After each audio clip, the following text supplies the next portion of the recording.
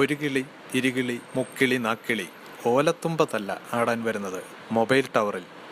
Ernakulam north railway സ്റ്റേഷന് സമീപം വൈകുന്നേരത്തെ കാഴ്ചയാണിത്. സമയം 6:10 ചെറു സംഘങ്ങളായി ഈ കിളികൾ എത്തിത്തുടങ്ങും.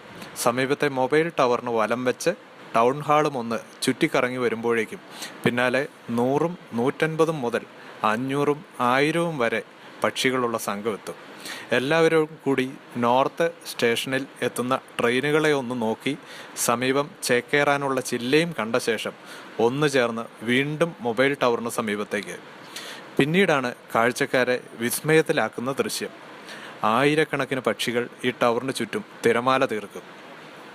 നോർത്ത് റെയിൽവേ പാലത്തിലൂടെയും അടിയിലൂടെയും എല്ലാം പോകുന്ന ആളുകൾ വാഹനം നിർത്തി ഈ കാഴ്ച കാണാൻ കൂടും.